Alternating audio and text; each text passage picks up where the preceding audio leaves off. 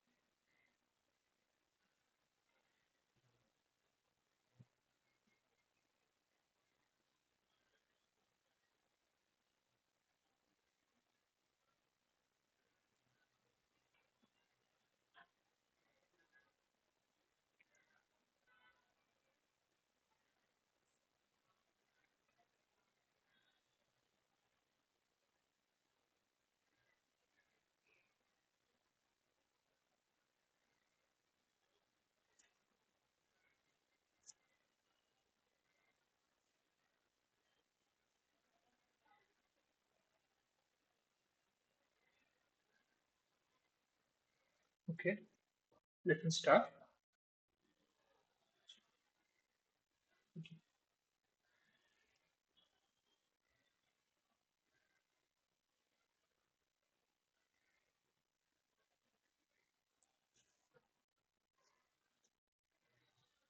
So this is the week 7 problem solving session.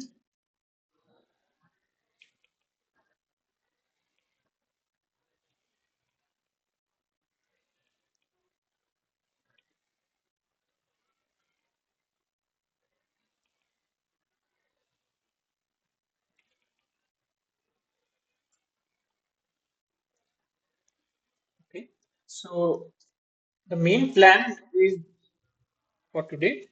First, as we do earlier also, that we will solve the assignment questions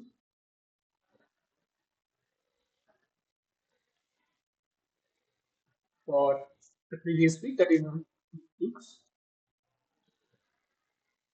Okay, and after that, we go to the concepts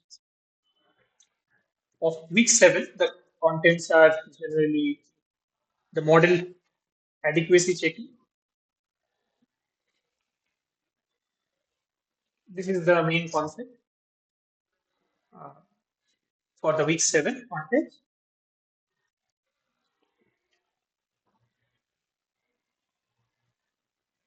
And after discussing these concepts, we will do some practice questions as we do every time. So, practice questions based on the above. This is the plan today. Right. So mostly I will not go into the brief. So I have to explain these concepts. So it will be a good revision of whatever you might have seen in the NPTEL lectures. It will be just an repetition of that, but with some concepts I will not touch, but mostly I will touch upon, and after that I will solve one question. This will be a practice question which is there also in the uh, above the assignment section in the NPTEL. Okay, so let us start with the assignment questions.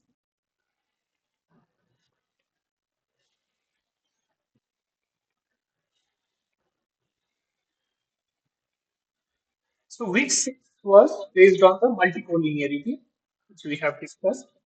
So let me open that assignment. So in the assignment, the first question is also, as you expect, that it is based on the multicollinearity.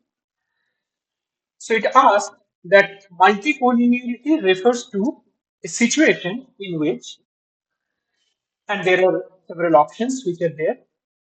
One is that successive error terms derived from the application of regression analysis to the time series data are correlated. So multicollinearity does not talk about the error terms.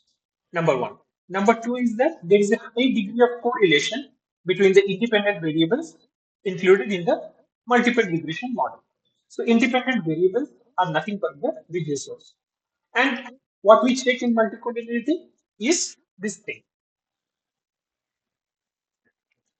In the multicollinearity, we generally try to see that whether this x prime x inverse, whether it exists or not. If it exists, then there is no problem of multicollinearity, or not severe problem of multicollinearity. But if it does not exist, if its determinant is say singular, or if this inverse does not exist, then we say that there is a multicollinearity. And if you look at this, it is completely based on this regressor matrix, right? X matrix, which is composed of the regressors. And regressors are nothing but the independent variables, right? That's why we don't take it as a random variable. Okay? So these are independent. Therefore, it is the multicollinearity is therefore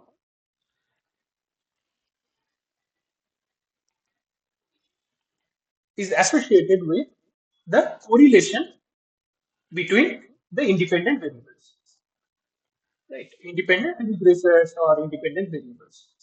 If they are dependent, then the determinant. So if dependent, we have seen and we will see in the assignment further. So if dependent, then your determinant goes to zero and this becomes a singular matrix, inverse does not exist. So this is the major thing about the multicollinearity. So if you look at the options, so there is a high degree of correlation. When there is a high degree of correlation means high degree of dependence between each of the independent variables included in the this multiple regression model. Okay. So this is the correct option. And the dependent variable is highly correlated with the independent variables? No, it's not about how x is related with y or x1, x2, or x3. They are related with y. Multicollinearity does not talks about that. Okay. And the fourth option is the application of multiple linear regression yields estimates like a non-linear regression. Not at all. Okay. So B is the correct option for the first. Second is mere multicollinearity. Mere multicollinearity means not very severe multicollinearity. That is what it tries to say. Occurs when first is that two or more regressive variables are perfectly correlated with one another. If two or more regressive variables are perfectly correlated, then it represents a severe kind of a multicollinearity. Means one x2 and suppose x3, they are correlated with each other. So suppose x1 and x2 are the two regressors. So if there is a strong correlation, R1, 2 goes to 1. And if this happens, then it's a severe multicollinearity problem. Right? You will find that using condition numbers and all those things, it will come out to be severe multicollinearity. Okay, but we require what? Near multicollinearity. Okay, so that is the difference. That's why it is asked in the question the near multicollinearity, not the severe. Second is the regressive variables are highly correlated with error term, nothing to do with error term. Regressive variables are highly correlated with the dependent variable. Again, nothing to do with the dependent variable because it all depends on the exponent's inverse. And the last one is two or more regressive variables are highly correlated with one another. This is fine. This we can accept. So this is the accepted answer. Okay. Two or more regressive variables are highly correlated with one another. Right? Mute it. So this is the second question. Third is which one of the following is not plausible remedy for near multicollinearity? So there are four options. So I have discussed the last class about the principal component analysis. Very little, very basic things. What does it mean? So the first option is use principal component analysis, drop one collinear variables, use longer run of data, and take logarithm for each variable. So out of all these, if you if you just see the use of principal component analysis, so what does this principal component analysis means? I have discussed that bit, but let me again discuss it. So if you have a data, suppose x1 and x2, okay, and suppose you have some correlation, not perfectly one. I'm showing it as a perfectly one correlation because if you draw a line, it will be a linear and a perfect correlation line. Okay, just say that x1 is correlated with x2 somewhere. Okay, what this principal component analysis does is that it rotates this axis. We rotate this axis in such a way that we find another coordinate. Say by theta, we rotate this x1, x2 axis to some z1, z2. Okay, there is a perpendicular to this. Okay, this is your z2. If we do this, then what will happen? It will become this. Now you have this is suppose z2, this is z1. Okay, and you have the data which is over here. So now what you find is that there is no correlation between z1 and z2. The new using principal component analysis, okay, if you use principal component analysis, then what you find is that the z1 and z2 are independent of each other. So if you are getting it independent of each other, then the multicollinearity is removed. Okay, so this is one of the points. Second is that if you take, say, longer data set, we have discussed that longer data set if you take, then it sometimes removes the multicollinearity. Use of longer data set. So whatever you have, suppose x1, x2, so many data you have, you add more data to this and then do the analysis. So that will do what? So using longer data set, you find sometimes that the correlation becomes weaker and so on. Okay. So significant amount of data should be there. Okay. And another thing is that drop one of the collinear variables. This is also one of the thing which we have discussed that how to remove the multicollinearity. So drop one of the collinear variables is also another right way to remove the multicollinearity. But here it is asked that what is a not it is not a plausible remedy. So use the principal component analysis is a plausible remedy. Drop one collinear variables is a remedy. Use of longer run of data, it is also a remedy. Only taking logarithms will never change the relationships, the dependent or the independent relationships. So you will find that the correlations will be quite high. Okay, so you have some x and y data set. If you take log x, log y, you take a correlation, you calculate a correlation, it will not differ much. Okay, so therefore taking logarithms of each variables is not a plausible remedy to remove the near multicollinearity. Okay, so this is because all other three things, two things we have discussed already, drop one of the collinear variables and use of longer data set, but use of principal component analysis also. Okay, so only this is the thing which does not have any effect on multicollinearity. Fine. Let's go to the fourth question. So it asks that which of the following is an indication of existence of multicollinearity? So there are several options like sample correlation between regressors is zero point 0.6. We have discussed that your if you have to see the multicollinearity, your R whatever this correlation coefficient should be greater than zero point 0.9. There is a threshold criteria which we have. Okay, so if it is zero point 0.6, then multicollinearity is not there. Okay. So if R is equal to zero point 0.6, suppose, and is less than zero point 0.9, then we will say that there is no multicollinearity in this particular uh, data. Okay, let's go ahead.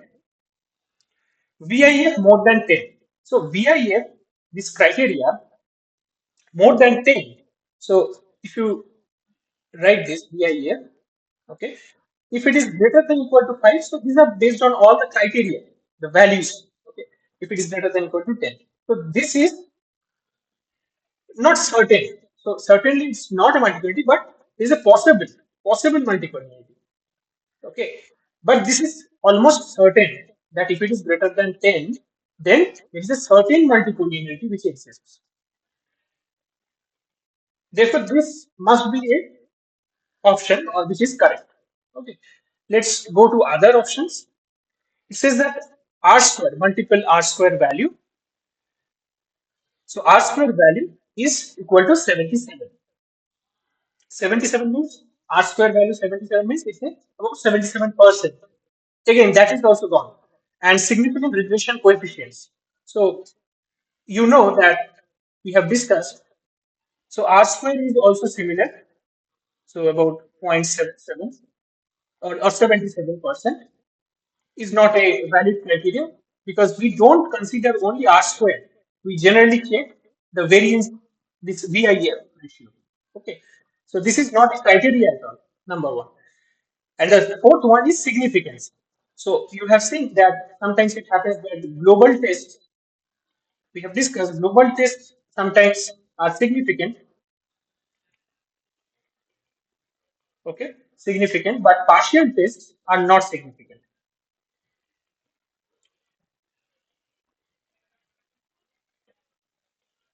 Therefore, the most the most correct answer out of all this is the VIF criteria, which is greater than equal to 10, which shows that there is a certain multicollinearity. All other options may be correct, may not be correct, but you cannot go to the conclusion that whether there will be a strong multicollinearity or not based on these criteria. This one, and this one. Okay. But this is a clear criteria. Therefore, this is the accepted answer. Fine, let's go to the fifth question. What does VIF of 1 means? So VIF of 1, what does that indicate? So if you know the definition of VIF, it's easier. So VIF is nothing but 1 upon 1 minus for 2 regression, you can write it R square, means the correlation square, or if it is more than 2, you can write RG square. So the multiple your this R square value. Okay. So this is your VIF criteria. Now, when will be the VIF one? When RJ square will be equal to 0. When RJ square becomes equal to 0? When there is no multicollinearity. So coefficient of multiple determination becomes equal to 0 when there is no multicollinearity. Therefore, VIF, if it has to be equal to 1, if VIF tends to 1, RJ square has to be 0, which represents no multicollinearity. Okay. So this is the fifth question. There will be no multicollinearity. Okay. Sixth is consider a multiple linear regression model with k minus 1 regressor variables, and there is a strong multicollinearity between xj and any subset of other k minus 2 regressors. Then the variance of beta hat will tend to 1. So you know that, let's go to variance of beta hat, that is also known. So variance of beta hat is Nothing but sigma square x prime x ith element if it is of the beta ia. Here j is given, so j is element.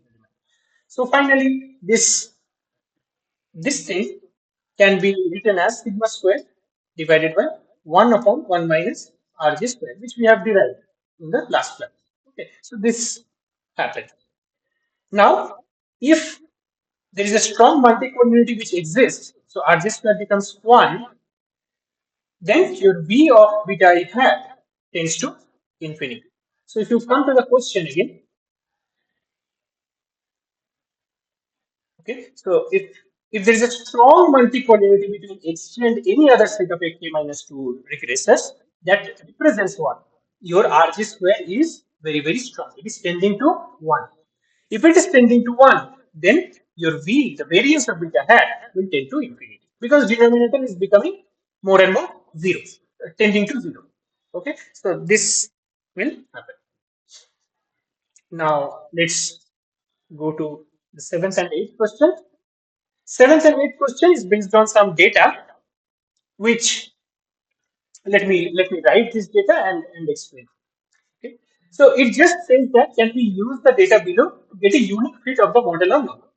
And the next question is also based on the same data. So only the regressor are being changed. So we will see. Okay. Both questions are same, whether we get a unique fit or not. Okay. Let's write and explain. I will explain. So seventh question or eighth question have the same data. You have x1, x2, x3, and y. Okay, and let me write the values. So it's 1 minus 2, 4, 2 minus 7, 11, 4, 3, 5, 7, 1, 13, 8 minus 2, 18.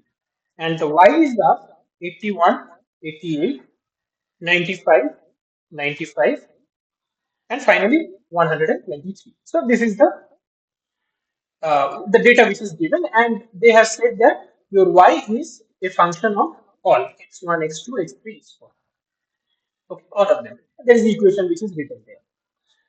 Question is that whether there is a unique fit of y of all these regressors or not. There will be three regressors. This. Okay, this is the question. So you know that when there will be a unique fit, unique fit will happen only when there is no multicollinearity. Okay, unique fit will happen when there is no multicollinearity. No multicollinearity condition, x prime x inverse should exist. That means there must not be any dependence between x1, x2, or x2, x3, or x1, x3. Okay, there must not be any dependence. X prime x inverse should exist, or your determinant should not be 0. That is the main criteria. So you can check, always check that whether determinant of x prime x is 0 or not. In this case, if you look at your x matrix and you calculate this x prime x first and take its determinant, you will get it very close to 0. Okay. I have tried it in Python. It is about 7 into 10 to the power minus 11, which is very small. Right. So this is it. I will not show the determinant thing. You know, x prime x, just you have to calculate. Okay. Other thing, the way you can calculate it is that, or just looking at the data also you can see. See, if you add this x2 plus x3, okay, then what you will get? So let me write it here with some different color. Okay, you have x1, and suppose you are adding x2 plus x3. Let's see what happens. So this is 1, 2, 3, 4. Sorry, 1, 2, 4, 7, 8. Right, 1, 2, 4, 7, 8. Let's see. So 4 plus minus 2, so it becomes 2. 11 minus 7, 4. 5 plus 3, 8. 13 plus 1, 14. And 18 minus 2, 16. Look into it. These are all multiplied by 2. So there is a dependence which exists here. Okay. And this leads to the rising of the multicollinearity. And you will find, therefore, that if you calculate your x prime x and take its determinant, it will be 0. right? So this is how you can check, okay, by different permutation and combination. Not always that x2 plus x3 will show you everything. There are many combinations. So the best way is to see x prime x inverse and take its determinant. Check whether it is very small. If it is very small, then multiplicity exists or the unique fit does not exist. Okay. And let's go to the eighth question. Same, but it has been asked that y is equal to, I think, beta naught plus beta 1 x1 plus beta 2 x2. They have removed one of the variables, independent variables. Okay. And we know that we have seen that if we remove one of the collinear variables, then you can remove multicollinearity. Let's see whether in this case it has removed or not. X2 has been removed. This column is being removed. So you have 1, 2, 4, 7, 8, and this. Looking into it, you cannot say that there is some kind of a linear dependence. To check, you have to see your x prime x, uh, whether its determinant is 0 or not. So I write the x prime x matrix. Okay, I'll not calculate, just I have calculated, I just write it. So it's 5, 22, 51. It's 22, 134, 279. You can check. 51, 279, and 655. Okay. So this is the matrix which you will get. If you take its determinant, so determinant of x prime x, if you take, you will get it about 9054.99, which is a strong determinant. So determinant exists. So if this exists, then your x prime x inverse will also exist. There is no multicollinearity, so there is a unique fit which will be existing. Okay, unique fit possible. That's all. Okay, so in the eighth case, it is yes, unique fit is possible, and in the seventh case, it is no. So you can see that for the seventh, it is no, and for the eighth, it is yes. Right? So this completes our assignment questions. Let us go to the now. I will start with the model adequacy checking. It will be just a revision of what you have uh, already might have seen the lecture notes. So I will try to. It will be a good revision and it will be brief discussion on that.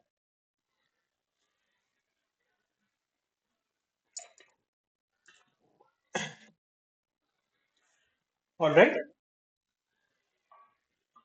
So let's start.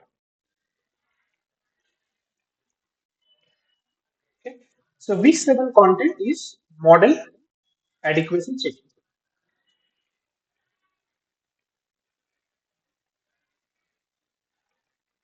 Okay.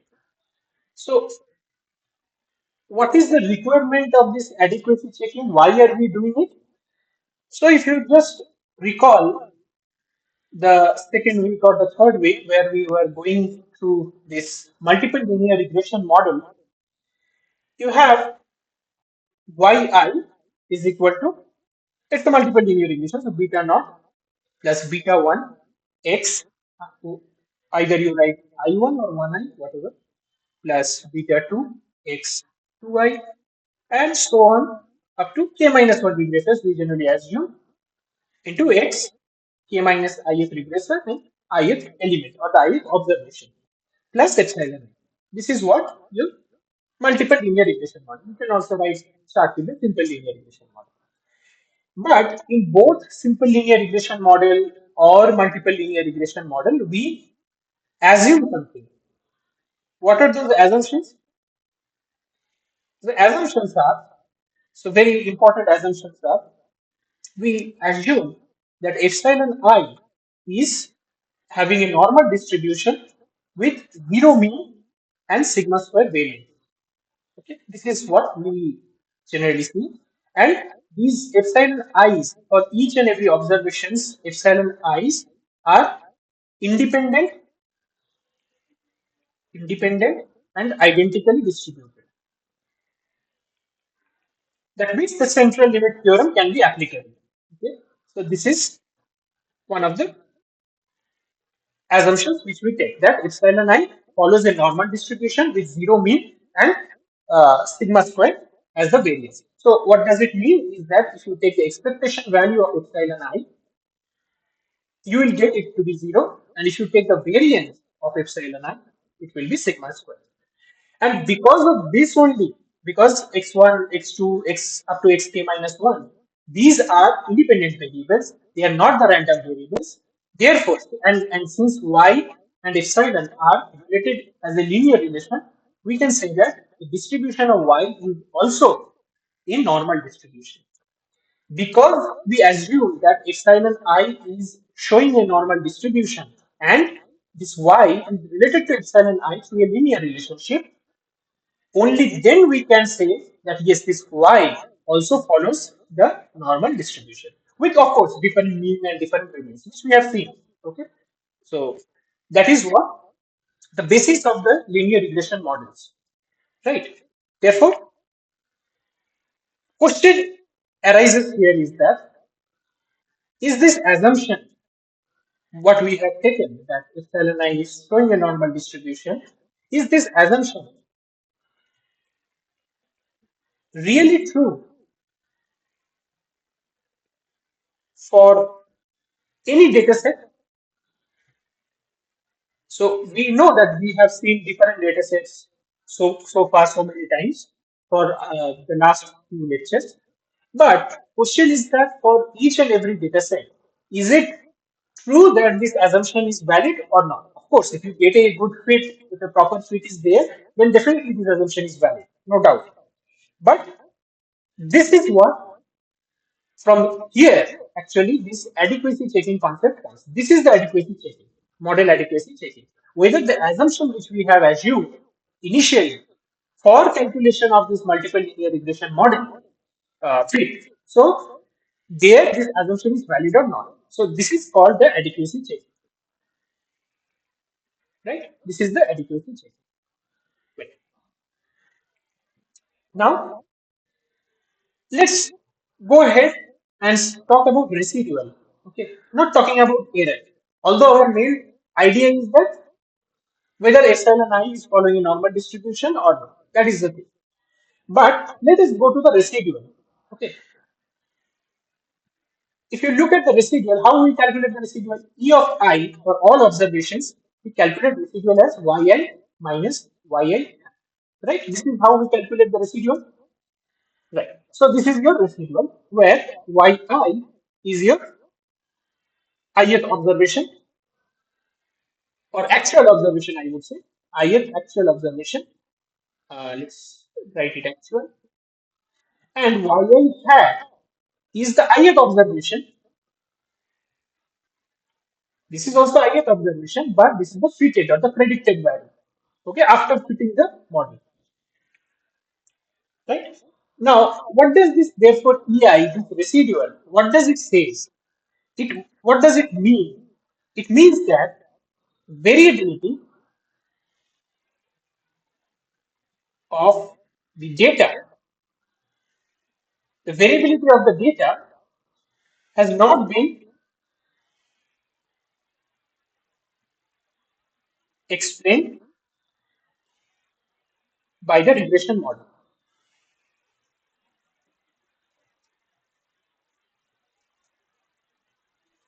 Right? So this is what the residual means. What does it mean? The variability of the data which is not being explained by the regression model. Okay, that's why it is residual, right? So if you have a plot between y and x, okay, and you have some data here, and you have a trend line, then this is suppose the point. Okay, so this is the variability which is not being explained. This is suppose EI. Okay, this is the variability which is not being explained by the fitted model. Fitted model is showing this is the value, but actual value is this, right? This is yi, this is yi hat. That difference is nothing but the variability of the data that has not been explained by the regression model. Okay, so this is your EI. So, is it possible that it is convenient? Let me write. It is convenient to think residual as the observed value of errors. So just look into it. If you have your yi hat, that will be nothing but beta naught hat plus say beta 1 hat x 1 I. Suppose. Okay. Let's not go to so many regressor variables, but it is valid for all. Now, if you do yi minus yi hat, that is your ei. So yi minus yi hat will be what? So yi is what? Some beta naught plus beta 1 x1 plus epsilon I, right? Minus beta naught hat minus beta 1 hat x1 I. I am just writing it, but just think about it that this ei is therefore associated with the epsilon I, right? So if there are more error, this epsilon I, this also will be larger. Error term will also be larger. And if there are more error, then you will say that the model is not proper. So that is what is the major adequacy checking which we will be doing. First is that whether this epsilon I is actually following the normal distribution. If the error is more, if this residual is more, this error will be more. Its assumption will be not true because the mean of the epsilon I we have taken at as 0, right? But if this epsilon I is sufficiently strong, it may increase the mean. Okay, so this is what the main idea behind the model adequacy check. Just a minute. Okay, so there are many ways to check these things, but before that, let me show 2 points, which is also discussed in the one is the leverage point, another is the influential point or influential observation. Not much difference between them, but the major difference is so suppose this is your x, this is your y, and you have so many observations which are there, okay, at one place. This is the observation, and let us consider that this is a trend line based on these observations. Okay, but we see that one of the observations is here. It might be close to the trend line, it might not be close to the trend line. But this observation is situated far away from the actual scatter of the data between x and y. If this is the condition, we call this A as the leverage point. Okay. So what do you mean by that? Leverage point? This point A has unusual x coordinate. Okay. This has unusual x coordinate, and also this point may also lie on the trend line. What is this trend line? Trend line is nothing but our fitted line. The trend or fitted line. So this is the definition of the leverage point. If these are the conditions which follows, we call that as a leverage point. Okay. Second is your influential observation. Let's also look into it. What is the influential observation? Quite similar to that of a leverage point, which is an outlier kind of a thing, but difference is that, as you have seen in the leverage point unusual x coordinate, in the influential observation, you might have an x unusual as well as y unusual. So you have so many data, suppose over here, okay, there are so many data, and you have a trend line corresponding to that, but one of the observations is here. Of course, this trend line which I have drawn, it might be possible that because of this point, it may go like this. Okay, because this point also has a if you include this particular point, the trend line will be different. Okay, so this may happen. But look at it. Suppose this is the trend line without this. Okay, so you have an unusual x as well as y.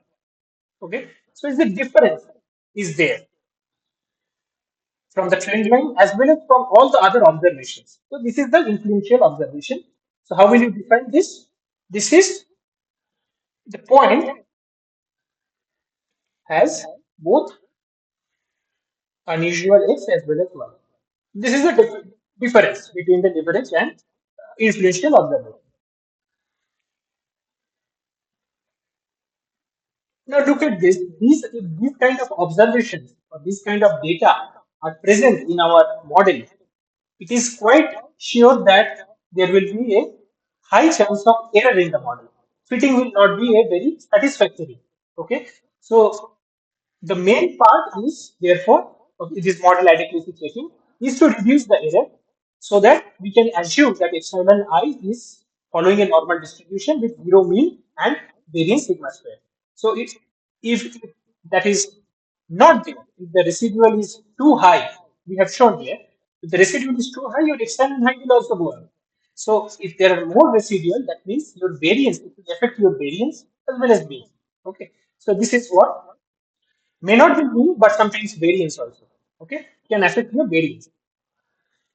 Okay, so the major part of this particular week 7 content is how to check whether there is a leverage point is there or not. For that, we will do some mathematical uh, calculations. Okay, so the main idea of this lecture is to understand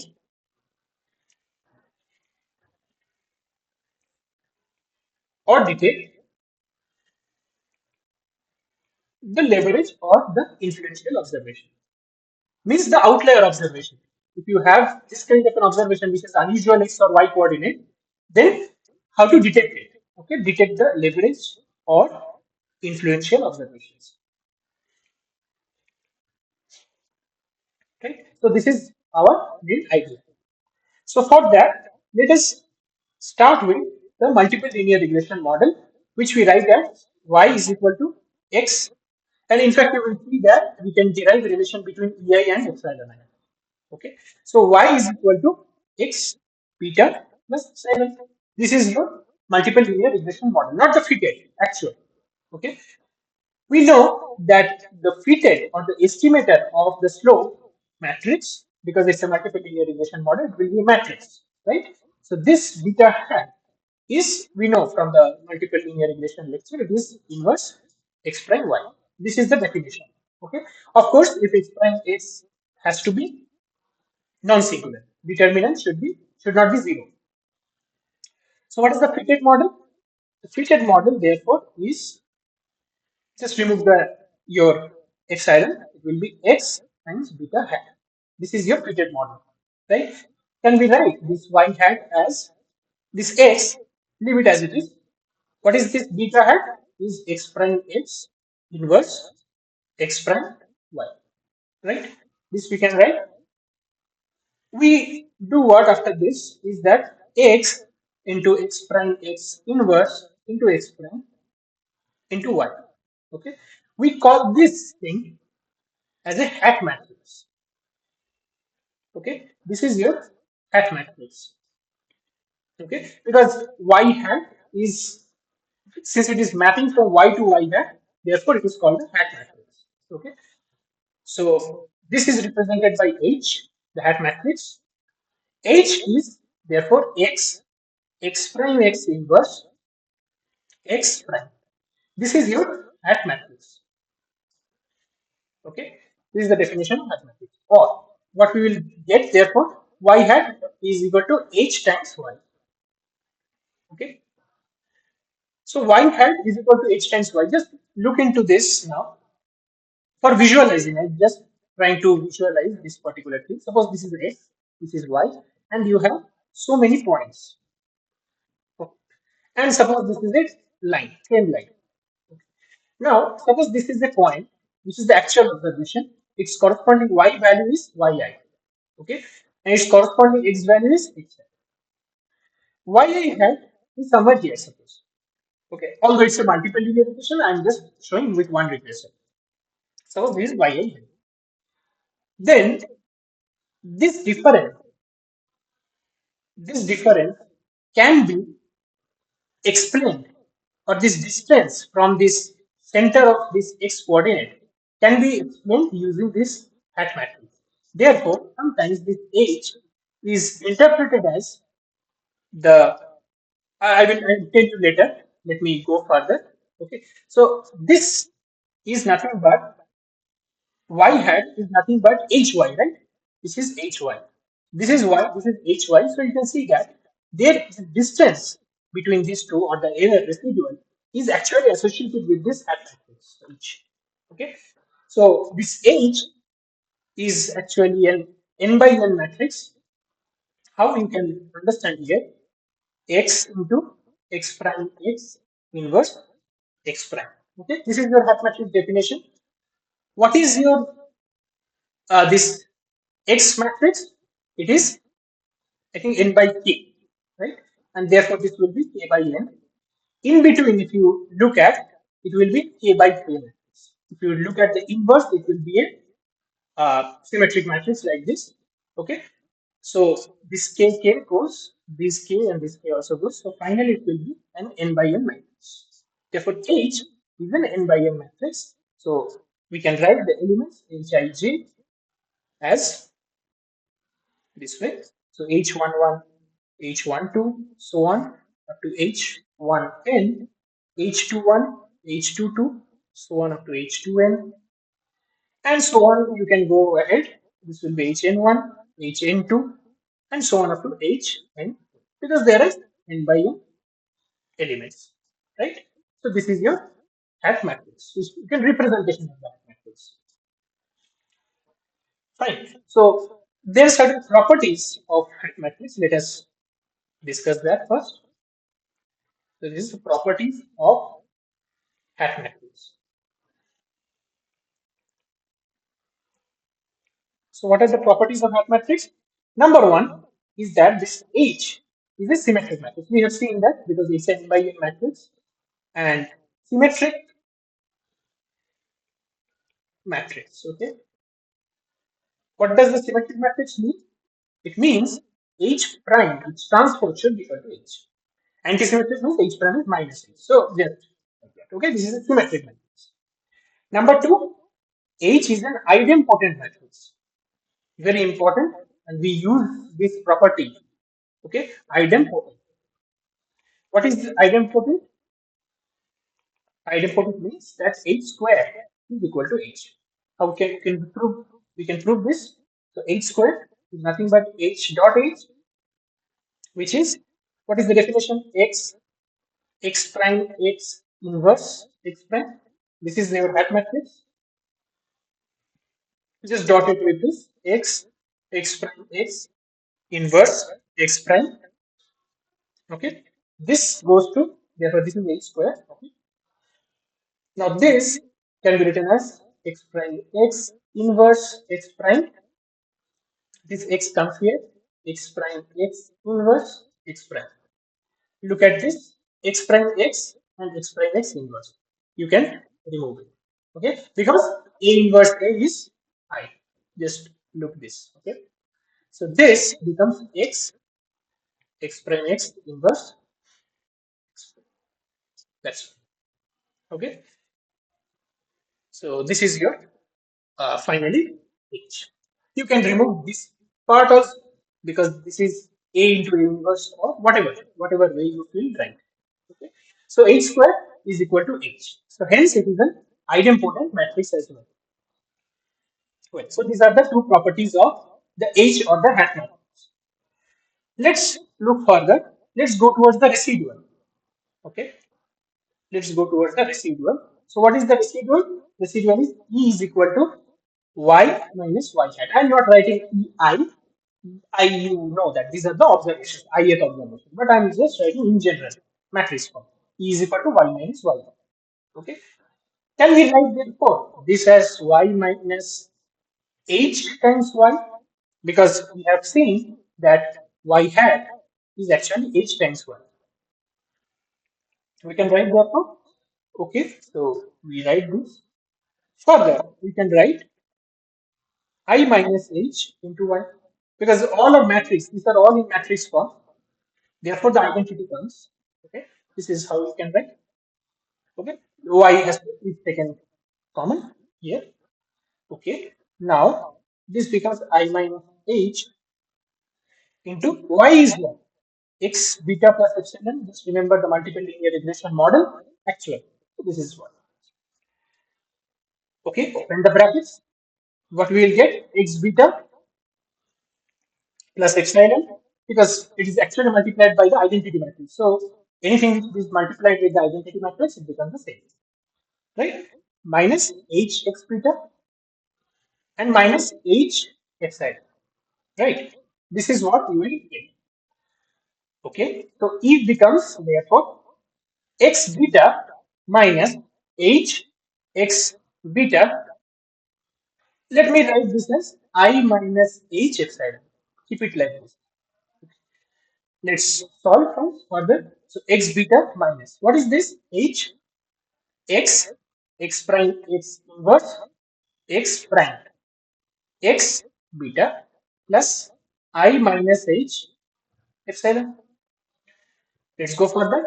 Okay. So E, the error residual is x beta minus, go ahead, x prime x inverse x prime x into beta. Can we write this? Yes, we can. I minus h into epsilon. Look at this. X prime x inverse and x prime x. These are inverse of each other, right? A inverse A kind of a thing. So this becomes identity matrix. So becomes x beta minus x beta plus I minus h epsilon. So this x beta cancels out. So E becomes I minus h epsilon. So what you see here is that its residual, actual residual, has a relationship with epsilon. Okay, so that is what I am trying to prove at the very beginning, that if your error residual is very large, then your epsilon will be also large. And when your epsilon is large, the sigma square will be affected, your mean will be affected, your whole distribution therefore will be affected. That's the thing. Okay, so that is what it is. Now let us see the variation. Okay, so variance of E. Let's look into it. Just looking into part and part by part the properties of error residual and epsilon and all. Okay, so let's do it. So variance of E will be variance of whatever we have got, I minus h into epsilon. Fine. This is a kind of a constant quantity. Okay, so if it is a constant quantity, we know that variance of, if you have c times x, where x is a random variable now, don't confuse, x is a random variable, it's a general, okay? This is general concept. So variance of cx will be what? C square variance of x. We know this. Okay, this is an identity. So here also we can write this as I minus h whole square variance of epsilon. So it will be I minus h square variance of epsilon is sigma square. Okay. Now this I minus h square. So what happens is that it follows with the fact that if h is idempotent matrix, then I minus h is also idempotent.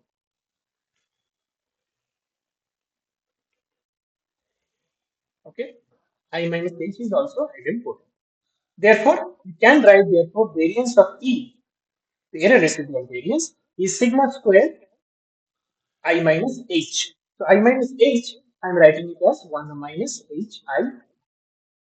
Okay, only the diagonal elements. So why only the diagonal elements? We write the diagonal elements. Remember that thing. So beta of I, if you take the variance, what do you write? You write sigma square x prime x inverse IIF element. Similar thing. Okay. Here also for the IF, EI, you can write it as this. Because we are considering an ith observation. If you considering variance of E, which is a matrix, then you can write it as I minus H into its signature. But when you are focusing on one particular observation, you have to write like this. Okay, so this is the thing. And you have to do a covariance of suppose EI and EJ, that is two errors. Okay, Then you have to take the non-diagonal elements. 1 minus, not 1 minus, I'll tell you, 0 minus hij. Why 0 minus hij? Because look at it, this is I minus h, right? So I is 1, 1, 0, 0, 0, 1, 0, 0, 0, 1. And h has all elements there. But the non-diagonal elements has in I, the non-diagonal elements here 0. So 0 minus something will be minus this. So minus sigma square hij. Right? So this is your covariance if you have to calculate sometime. Okay. So what this HII means is that it actually measures the distance of ith observation from the center or the mean, sometimes people say weighted mean. So center of x coordinate. A small visualization I have given here. You can see it here. This one. See, this h times y is actually resulting into this, right? So that's why we are saying that it might be possible that because of these h elements, particularly the diagonal elements, that represents the distance from the center of the x coordinate, right? So this is the meaning of HIL. HIL generally indicates that. Okay, so just for remembrance, and HII its value generally is between 0 and 1. This is also a thing to remember. Okay, so it's a point to be remembered. Okay, sometimes one liner can come, some question can come. Okay, now enough of the mathematical base development. So based on this hat matrix and its development, we define certain residuals. Okay, these residuals will tell us whether there is a leverage point or not. So this residuals which we will be going to talk next will tell us whether there is a presence of influential observation or your leverage point. So the first thing through which we can calculate is called the studentized residual. Studentized residual. So it is also a residual, but some normalization you can understand. Okay. So this is the studentized residual. How we define it? We define it with Ri, which is Ei divided by root over. Actually, it is sigma square into 1 minus HII. Okay. Means divided by the variance of it. Okay. So actual definition is Ei divided by root over its variance or standard deviation, variance of Ei. Okay, this can be written as this, right? But most of the times in our data, sigma square is unknown, right? So to remove it, we generally take the most famous MS residual.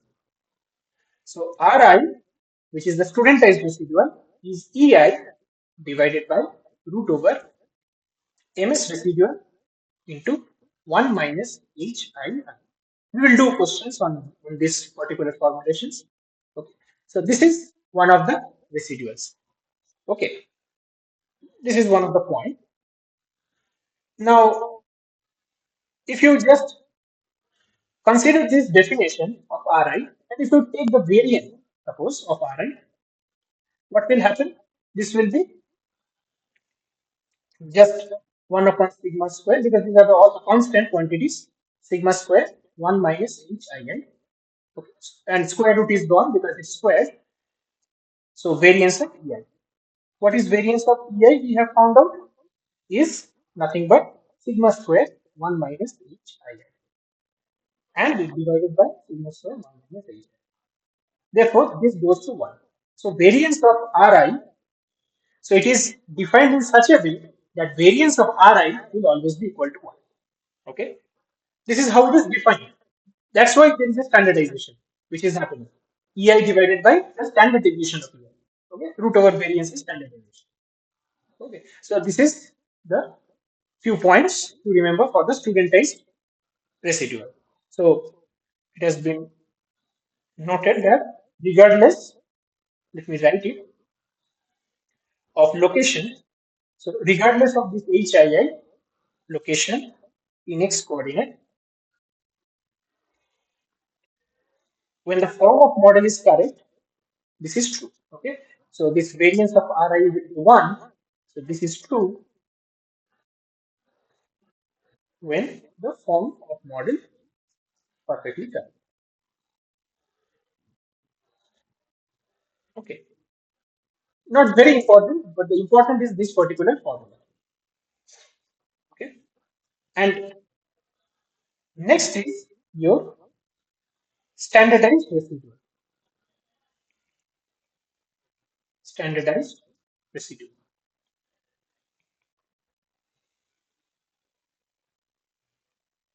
So what is this standardized residual? How it is defined? Di is EI divided by root over, I'm not write sigma square, it's MS residual, okay? Just MS residual. So this is your studentized, no, standardized residual. The earlier was the studentized residual, this is the standardized residual, okay? Standardized, as you can see, it is just divided by the standard deviation of the data which you have, fine? Now, the condition is that how do you check whether it's a leverage point or an influential observation? So, for a leverage point or an outlier point or a leverage point, you will find that the residual EI. So, this point has to be remembered. For leverage point, residual EI is the largest. Of course, it will happen is the largest.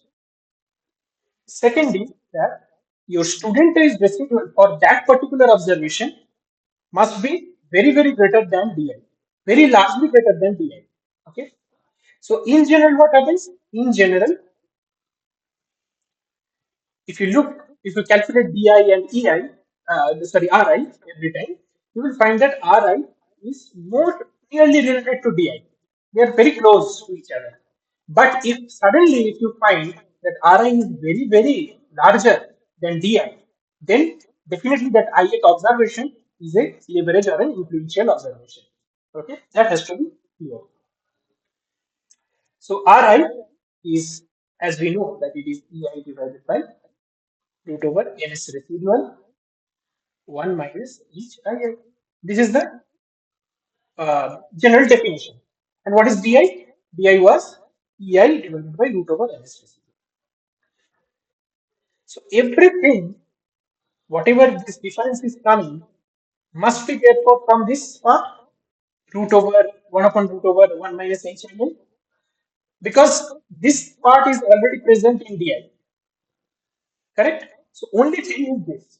Therefore, in the denominator, you have this HII, which is creating this difference, creating the difference between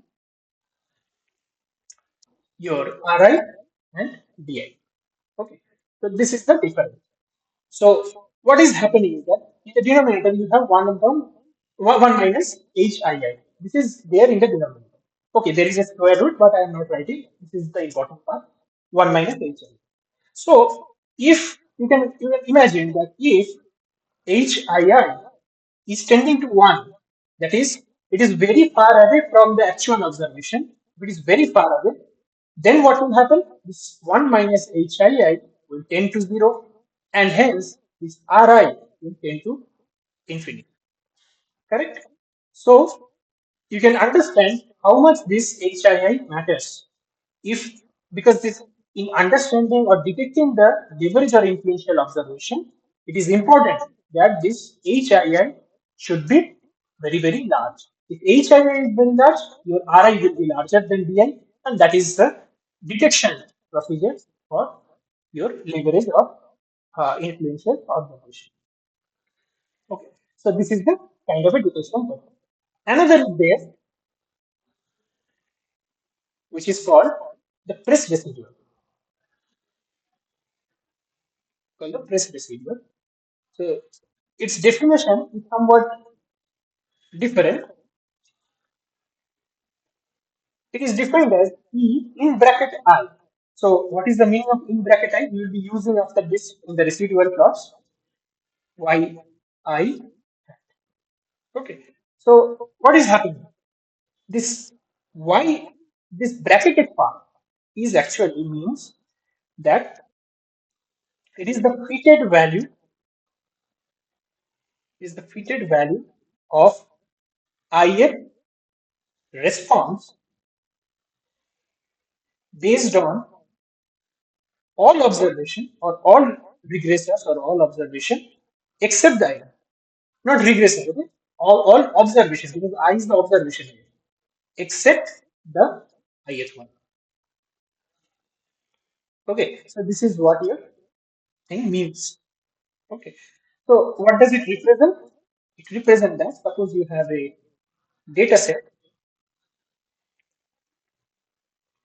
Okay, this is your x, this is your y, and there are so many points which are there in between, right?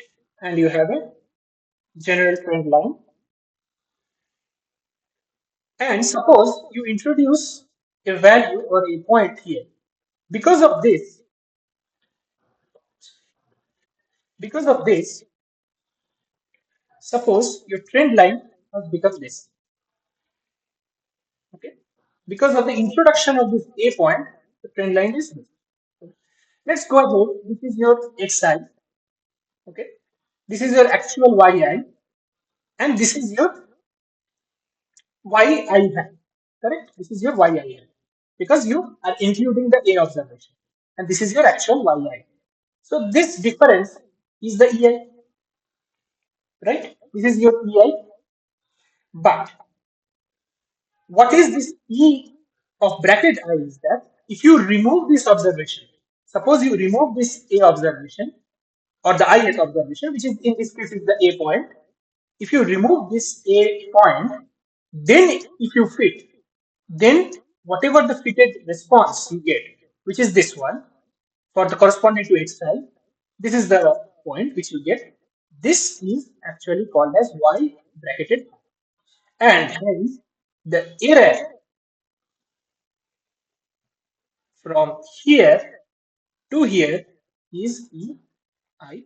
This is the EI. Okay. So this is your press residual. So you can see this EI actually using mathematical formulation you can write EI divided by 1 minus HII. So you here also you can see the role of 1 minus HII. Okay. So this is your press residual formulation. You can calculate it using this. Okay. So if you this shows that if you remove the leverage point, fitting is fitting of the model is good.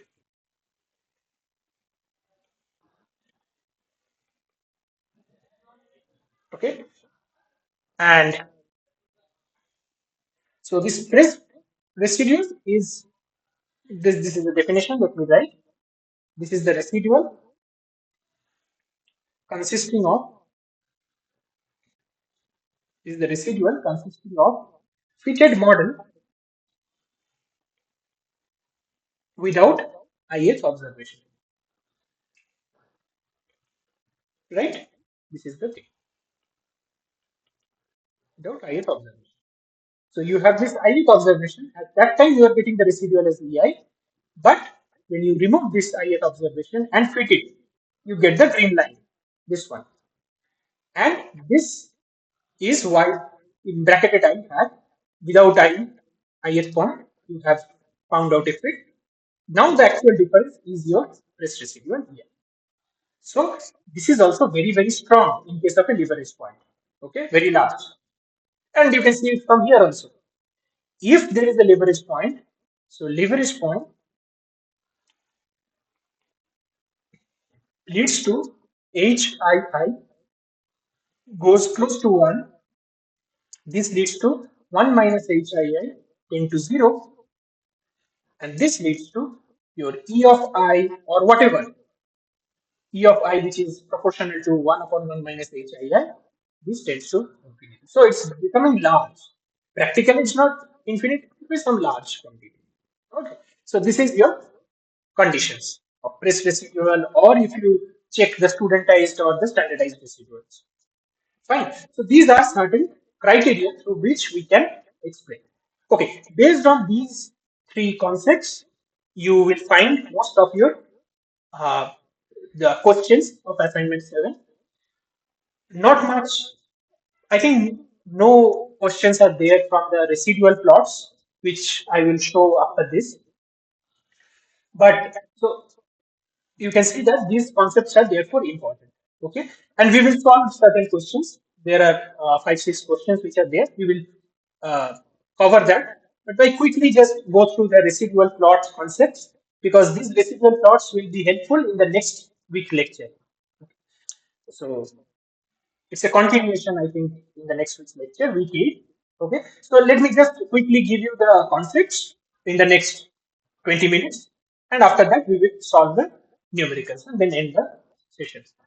Okay, so let me, or I start it from here because it's a continuous concept. Okay, so the next week, residual plots. Okay, this is the residual plots. So the first residual plot is your normal probability plot. Normal probability plot. This is a normal probability plot. So what is this? It actually, what it does is that it checks whether the error term follows normal distribution or not.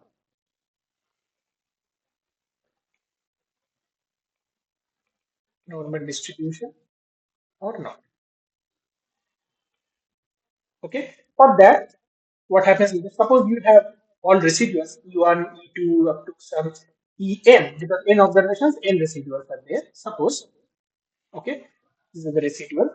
What we do is that we sort it in an increasing order. So this is E1, which is less than E2, which is less than E3, and so on up to En. So you have to sort it. Okay, this is the first step. You have to sort it for computing this graph. You have to sort it from lower value to a higher value of the residuals. So it is ranked.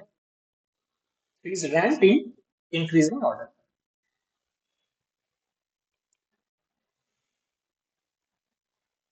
Okay.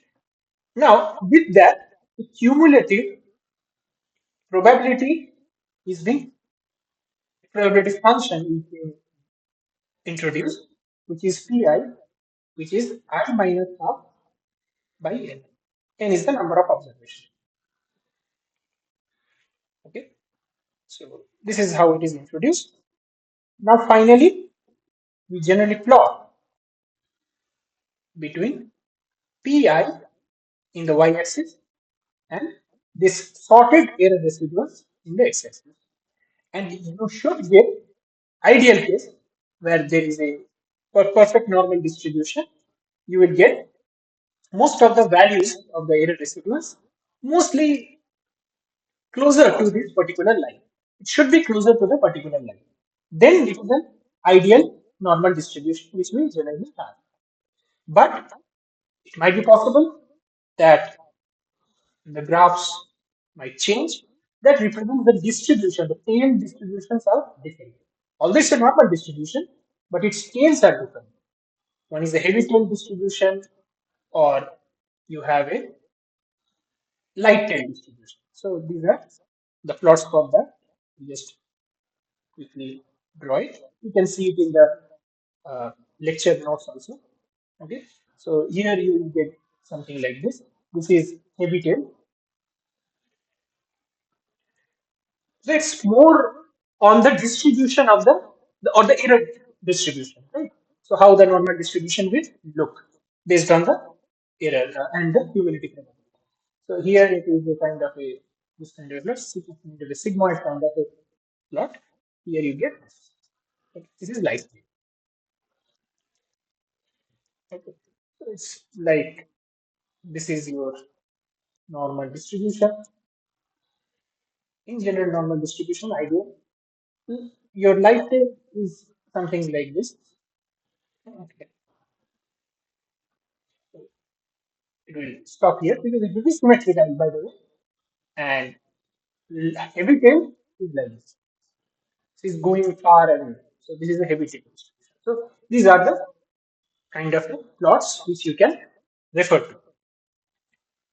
Second way to do is the plot of residual EI versus YI. Okay, so in general, if you find that for a satisfactory model, you find that this, suppose this is your YI hat, and this is EI. Okay, so it is already discussed in the what you call in the lectures that why we take yi hat and not yi because the relationship there is no linear relationship exists between ei and yi. If there is a linear relationship, things becomes more and more complicated, and it is actually shown in the class. You can refer to the lecture notes that ei versus yi shows the linear relationship. That's why we don't prefer this. Okay, we don't prefer that.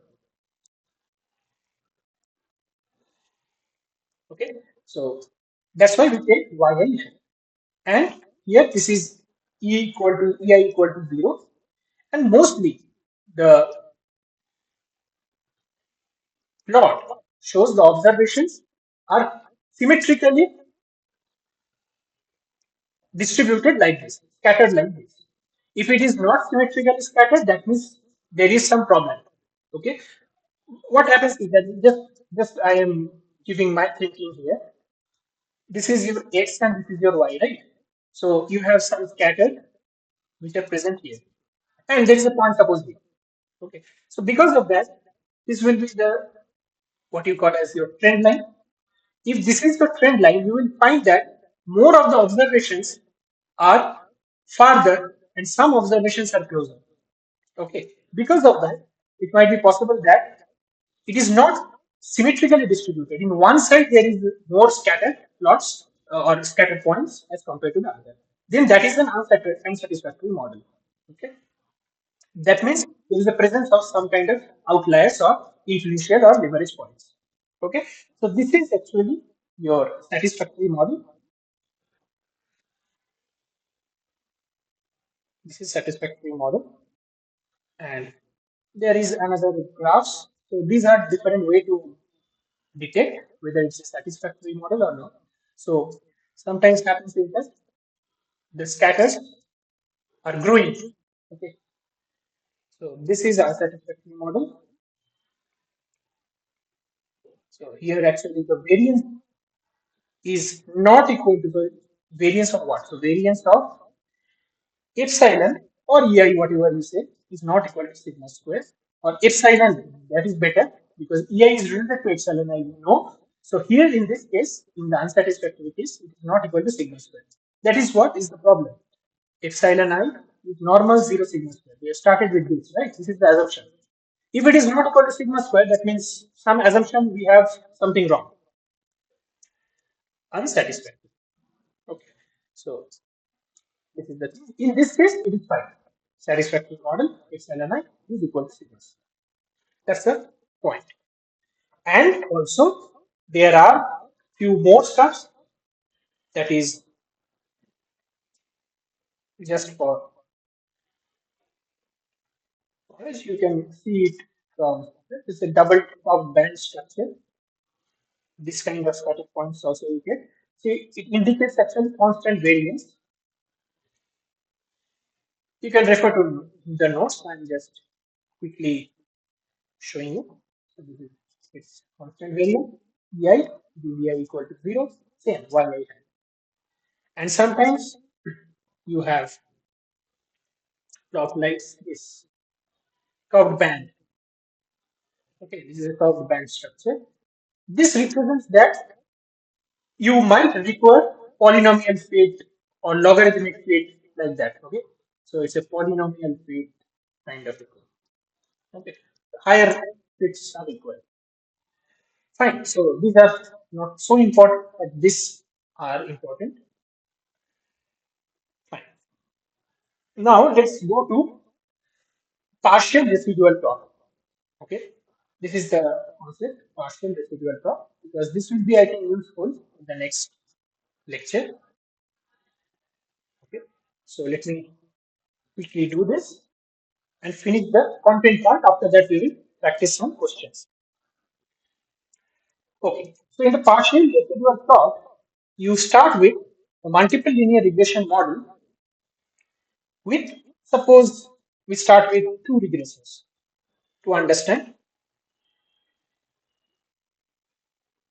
Okay, two regressors. Initially, we start with two regressors. We will do it for the n minus k regressors or k minus 1 regressors. So y is equal to beta naught plus beta 1 x1 plus beta 2 x2 plus etc. This is the model, right? So what here is our interest is that, so interest here is that marginal role,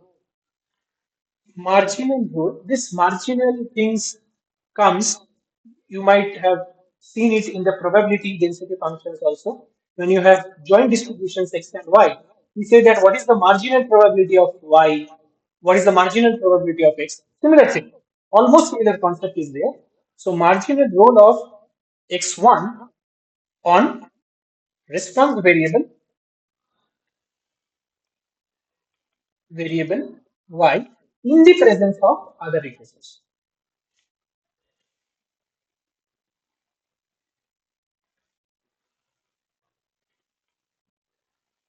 So this is what is. So what we do here is that the steps are is that to regress y on x2, number two, you regress x1 on x2. That's the thing. And the notation for this is that y hat I, the observation, excluding the first regressor. Whenever there is a bracketed term, it is excluding that particular regressor is equal to some theta naught plus theta 1 hat x I2 because it will be based on x2. Okay. Similarly, its corresponding error is written like this: I excluding first regressor is yi minus yi1. That's the error residual. Similarly, for this case, we have x1 xi1 hat is equal to alpha naught hat plus alpha 1 hat x I2 because x1 on x2. Corresponding to this, the residual which we get is xi1 minus xi1. Okay. Finally, what we do is that there is a plot which we do. This is the residual plot, partial residual plot. So this is exi1 and eyi1. Okay. So this is a plot which we will see. Okay. So how the plot looks like, we will come to it. Okay. So this is the plot we see and try to deduce certain more things. Whatever we will be deducing, that will be covered in week 8. So I'm not going to explain that. So let's do it. Let's uh, regeneralize it for k minus 1 regressors. Okay. We have taken two regressors now. It will be k minus 1 regressors. Same thing. So for k minus 1 regressors, you have E, Y, I, now of J, some Jth regressor is being not used here. Okay. Why? Without this Xj, all others are there, all other regressors are there. Okay, so only j is not there. So it is yi minus y hat I of j. This is your error residue. Okay, I is the observation, j is the regression. Let me write. I is the observation, j is the regression. Bit complicated all these stuff. Okay, so what does this represent? Let me write. This is partial residual. That's why the plot is partial residual plot of y for xj. Okay, so for xj, what is the partial residual of y? That means without xj, whatever are there, whatever regressions are there, you regress it. And then what is the residual you get? That's the thing. Okay, so let me further write y of ij hat is the prediction of yi from regression model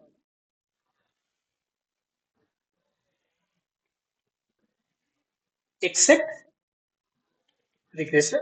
That is what I'm trying to say. Okay. So this is the definition. Similarly, if you go further, Ey of I and J, this represents variability. This is very important definition, variability for understanding.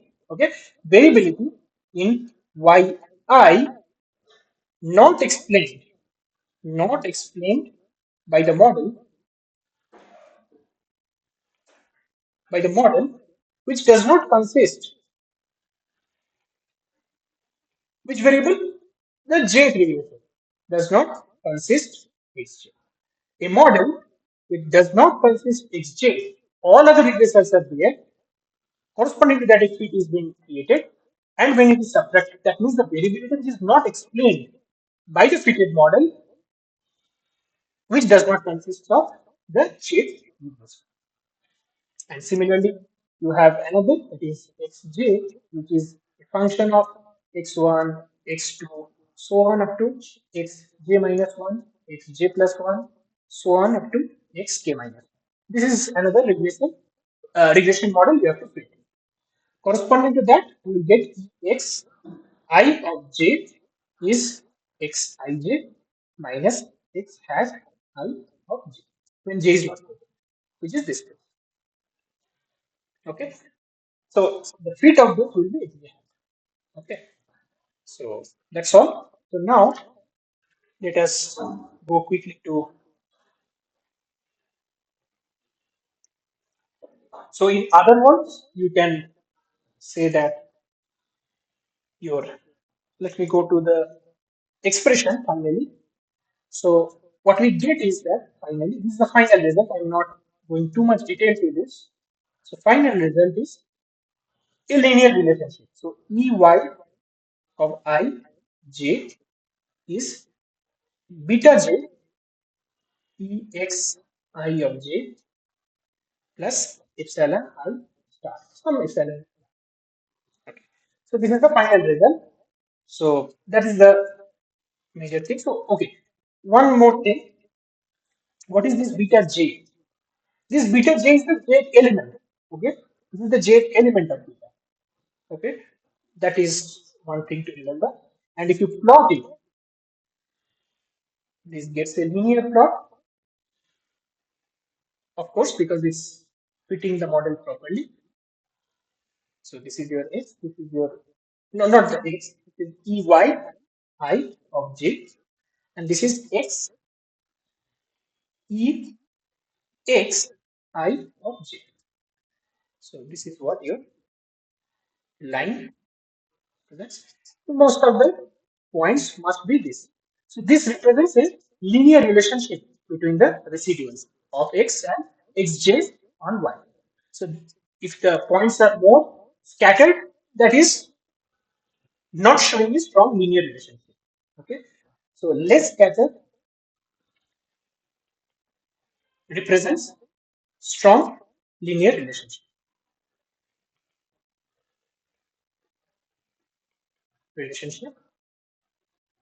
between x and y. Okay. So here actually I have stopped. Okay. So yeah. So just quickly, I just wanted to show that what exactly is happening here is that you have one y response, and if you want to know x1's marginal role, suppose you want to know x1's marginal role on y, the response. Okay. Then what you do is that you don't use x1, you use x2, x3, and x4. Suppose you have four regressors. Okay. So suppose you have four regressors and you want to find this. Then you do first this. You calculate e y I of 1. Similarly, you do x1, that is f of x2, x3, and x4. Fit a model with this. Calculate ex I of 1 and then plot. That's the thing. That's the important thing. Okay. If you plot, you should get a linear fit, or not a linear fit. Your scatter points should be more and more close to each other and is linear. If it is not, then that means it is not showing a strong linear relationship. That's the thing. Okay, fine. So the most important part of week 7 or for solving the week 7 assignments are not the residual plots, but the spread residual, this studentized as well as standardized residuals. Okay, and the hypothesis. These are the important concepts which we have covered today. Okay, so just give me 1 minute. I will start the practice questions.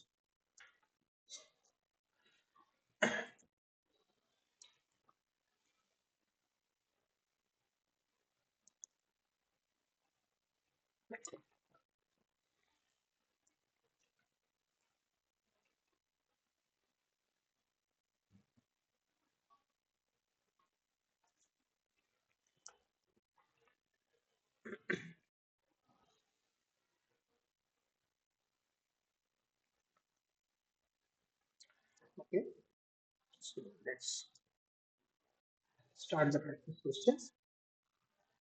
These questions will be helpful in solving the assignment for the week 7. So practice questions. And that-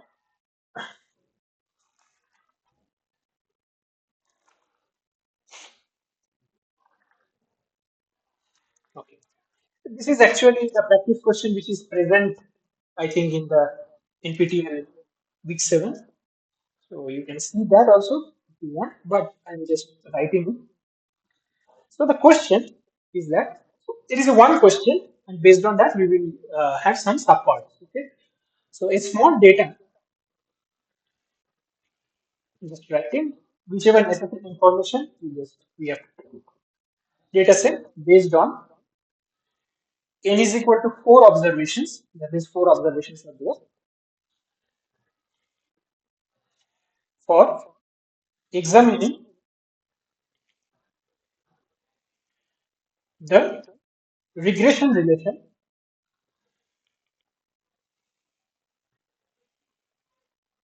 between response variable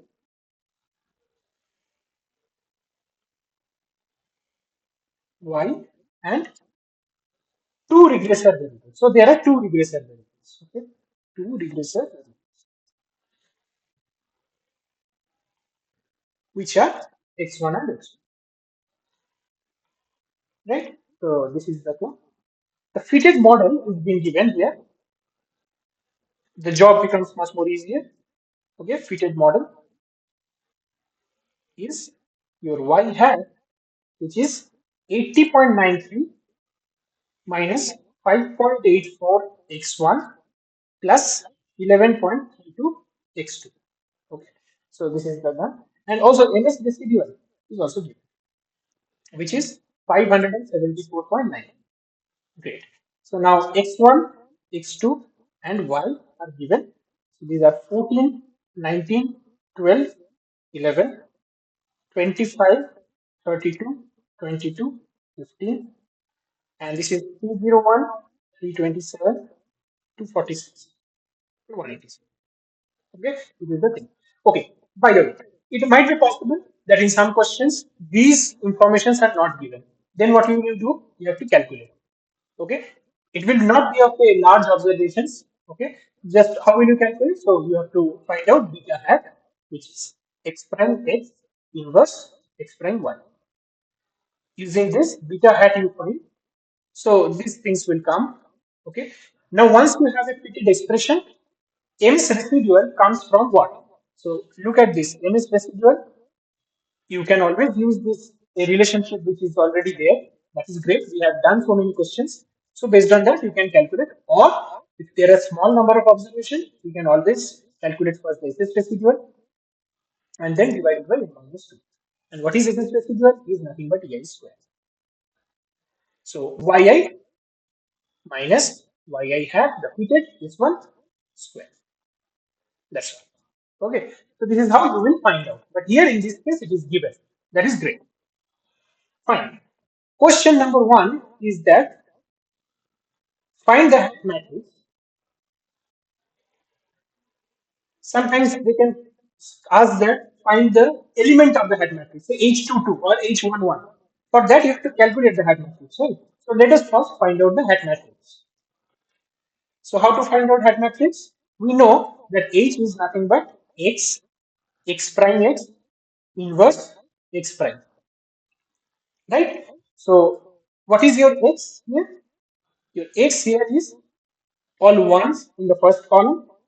So there are four observations. So this 14, 19, 12, 11, and you have 25, 32, 22, and 15. This is your X, correct? What is X prime? Just the transpose of this 1, 1, 1, 1, 14, 19, 12, 11, and 25, 32, 22, 50. Done. This is your X prime. So we need to find out X prime X. So if you do that, X prime X, you will get this matrix as 4, 56, 94, 56, 822, 1387. You can use any programming language to do this, or you can do it on your own. Is best using calculators. 94, 1387, because it's not very sure that whether you were not maybe allowed to use the programming. You should be using the scientific calculators, which is there, provided in the exam. Might be, I'm not sure. So this is what generally happens. So x prime x is this. Okay. Based on this, you have to calculate its what? Inverse. Right? This is what is required. So your x prime x inverse is it's a big matrix. So this is a 4 by no, it's a 3 by 3 matrix because three columns were there. So let me start writing. 5.84017713. I have intentionally taken it to a larger decimals. It's not required. You can take up to some smaller decimals, but take as much as decimal as you can because that will sometimes change as the values. Okay, minus 0.67230274, 0.1626409. Okay, so let's go ahead. Symmetric matrix. So 0.67230274. This will come here. This will come here. 0.1626409. This is new. 0.23993559. This will be minus 1,114,33172. This will be also same. 114,33172. And this will be again 0.0611916. Okay, so this is your H prime is inverse. And what is your hat matrix therefore? H is x into x prime x inverse x prime. So again, it's a big multiplication. So I'm just writing it. You may check it using any programming language also you can check, or you can calculate on your own and check. Okay. So the matrix becomes, it has to be a 4 by 4 matrix because there are n observation and we know that H is n by n. So 4 by 4. So it will be a 4 by 4 matrix. So it is 0.3876 8116 0.1727 0.45531401. Just remember the elements of H matrix has to be less than 1, greater than 0. Not maybe greater than 0 means that you can have negative values, but has to be that HII particularly has to be greater than 0. Fine. So, and the last is minus 0.015700 same, so it will be 17270,531. So kind of a closed matrix. Let me check whether we can accommodate it here. So 45531,401, and this is minus 0.01570048. It's not visible.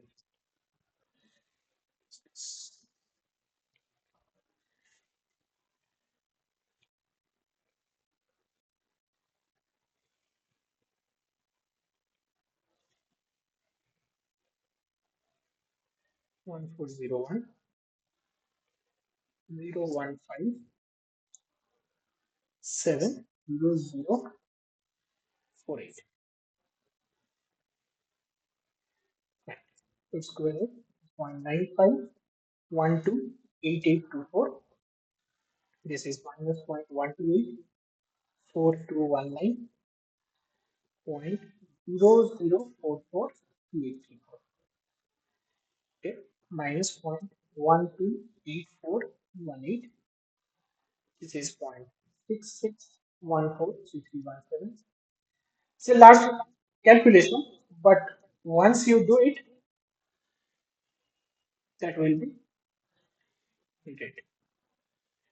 And finally, it is 0.00442836, 0.01167472, and 0.999597. Okay, so this is the thing. So important elements are the diagonal elements for us. Okay, this is the diagonal elements. So people means the questions may come like find H22 or H11. For that you have to calculate it.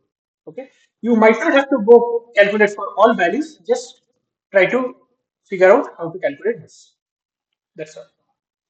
Okay, so this is the first question which you will get. Second is the second, calculate the second and third standardized residue. Simple means just formula based question, residuals. So what is the standardized residual? Di is Ei divided by root over ms residual. Ms residual is already given. If it is not given, you have to calculate. Right? So this is what you have. Now we need to calculate E2 and E3, right? Because we need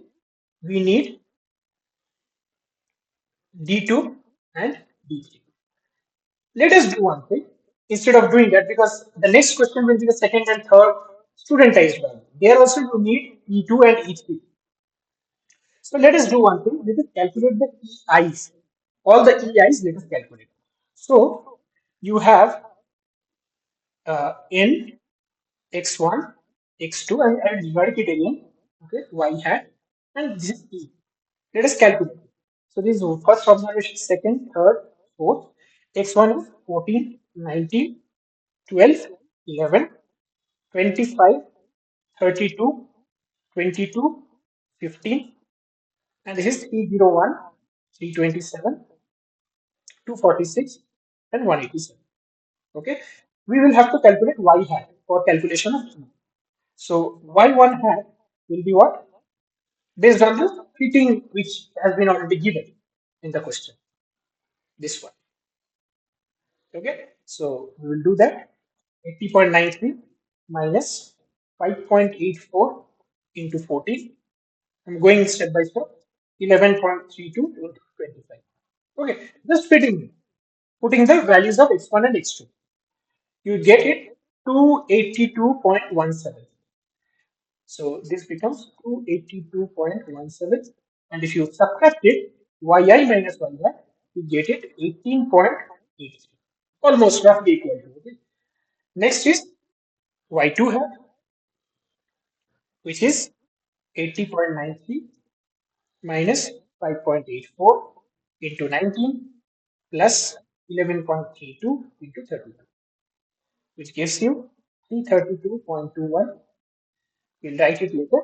Y3 hat is 8193 minus 5.84 into 12 plus 11.32 into 22. This gives you 259.89. And finally, Y4 hat, which is 80.93 minus 5.84 into 15 plus 11.32 into, sorry, this is 11. This is 11. Gives you 186.49. So let us quickly write it here and calculate. So it is 332.21. This is 259.89 and this is 186.4. So what will be the residual? Minus 5.21. This is minus 13.89 and zero point 0.5. Okay. If you keep more decimal places, it will be much more accurate. The ease will be accurate. Now, what is the question? To calculate D2 and D3.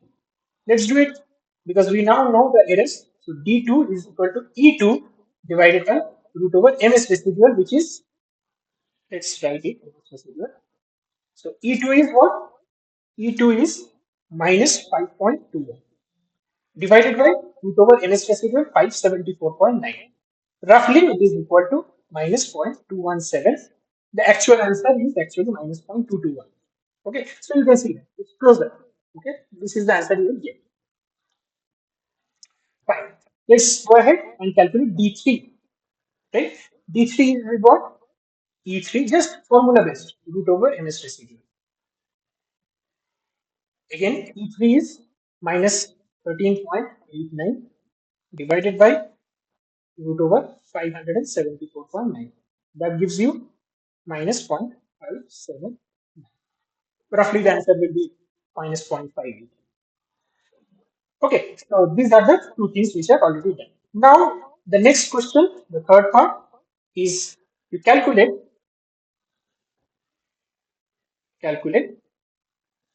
second and third studentized residual. Studentized residual. Okay, so let's do it. Studentized residual definition is EI divided by root over MS residual into 1 minus HII. That is important. That's why the hat matrix is important. Okay. So for R2, we need E2 divided by MS residual is same because it is calculated from Y. This becomes minus H2. Okay. H22 from the hat matrix is 0.9513 selected. Okay. E2 is minus 5.21. So based on that, if you do it, so R2 becomes minus 5.21 divided by root over 574.9 into 1 minus 0.951. So this gives you about minus 1 point something, I think 0.16 something will be there. Okay, and the third one, R3 is minus 5, minus 13 point, or let us write E3 divided by root over MS residual into 1 minus H3. Okay, so H33 we have already got, this is 0.6614. Okay, all other things are known. So it is minus 13.89 divided by root over 574.9 into 1 minus 0.6614. And when you calculate all this, you will get minus 0.9955. Okay, so this is your R3. Now, if you look at this, is D3 is minus 0.58 and this is about minus 0.9955. Somewhat the difference is large. Okay, and here also D2 is minus 0.221 and this is minus 1.016. So it's a huge difference. So you can see that it is there is some kind of a hint of leverage. Okay, all right. So let's go to the last question, the fourth one, that is calculate the second and third press receipt.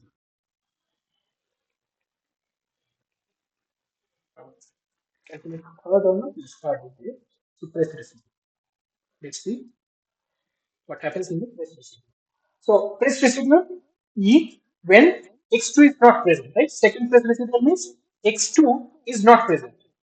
So in that case, it may not 2, the second observation is not present. That is important. So this is E2 divided by 1 minus H higher. Not the replacement, where the observation is not present.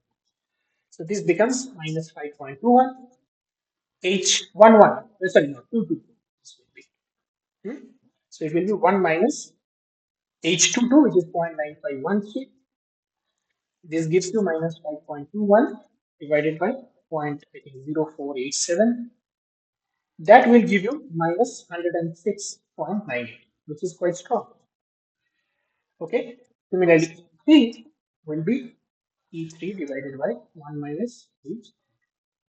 That gives you minus 13.89 divided by 1 minus 0.6614. That is, let me check the value. Okay, so it is minus 13.89 divided by 0.3385, and that finally gives you minus 41.0. Both are large, but this is very large. So the second one, the second observation, there is some problem. Okay, the second observation has some problem. If you have this kind of a data, based on this, you can say that of course you have to calculate R1, D1, and residual one, and the fourth one, and then say that okay, this might be the possible observation. So what you can do is that whenever you get some free time, just check for the first and the fourth. Also, the same way I have done, and check which are whether are which of the observation is not a good observation or not uh, resulting into the a correct model fit.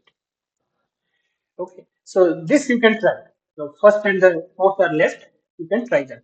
Okay, so with this, I think we can finish if you don't have any question. Okay, so let me just quickly recap what I have done today, or you can ask some question if you want. So these are the assignment questions. So major thing today, the week 7 content is about the model adequacy checking, particularly whether the error, the distribution which we have assumed, which is correct or not. It consists of sigma square. If the error is too high because of the model residual, you may find that the sigma square will vary, and that changes the distribution somewhat. Okay, this is what the adequacy checking is. We try to start with the error residual. We have established a relationship between EI, the error residual, and the error, epsilon. We have seen that. We have discussed about influential and leverage point, which can create these errors.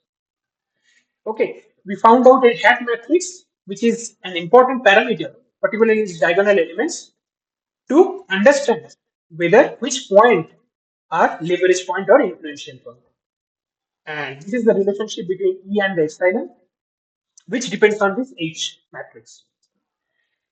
And finally, you have got that there are residuals to understand that which observation might be a leverage observation or influential observation. So these are the studentized residual, standardized residual. And we find that criteria is that Ri, the studentized residual, should be greater than, much greater than Di. Plus, we have seen the press residual. Press residual should be high for a leverage point or an influential observation. We have seen because of denominator we have 1 minus HMA.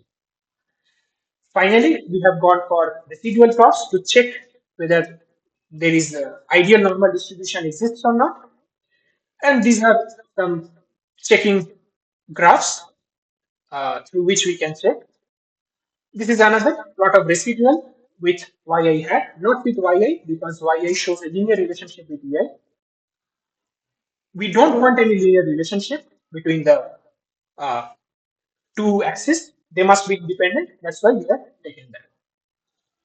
And here, the most important is this part where observations or the residuals should be scattered equally uh, beyond this ei equal to 0 line. Okay. If it is not occurring, then there is some problem. Some error is existing. And then we have seen the partial residual plot, which will be useful in checking the influential observation in the next lecture. So we have, so I have given the what is the understanding point of view of this partial residual plot. What we do actually there. So that is what we have done. And finally, we have solved this question. So you can take it as a homework. You can check for this first and the fourth and try to look at which observation is a leverage observation or influential observation. Okay. So with this, my things are over. So today I can stop if you don't have any questions. Okay. Thank you. So.